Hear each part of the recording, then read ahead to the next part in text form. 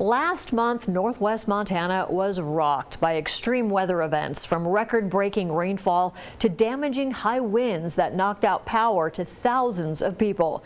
MTN's Sean Wells spoke to Flathead Electric Cooperative to see how this wind event compares to similar storms in years past. In the 27 years I've been here, this is the first time I've seen the weather like this and a storm that impacted our 3,000 square mile territory like it did. From December 15th through Christmas Eve, Flathead Electric crews responded to nearly 375 separate outages in Flathead and Lincoln counties. You already had a lot of rain, the warm temperatures, ground is saturated.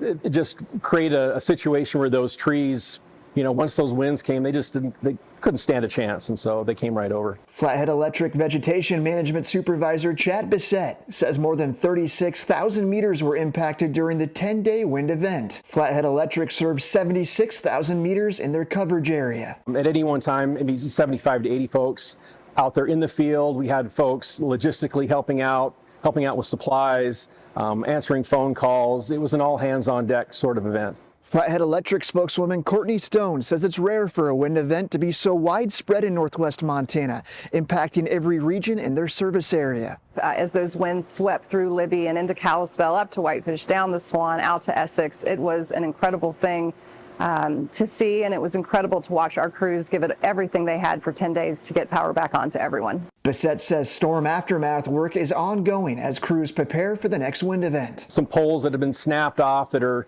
maybe temporarily held up, we're now going through replacing all those poles. We've got some trees that need to be mitigated that potentially, if we do get some heavy snow now or some more winds, could come down. So in Kalispell, Sean Wells, MTN News.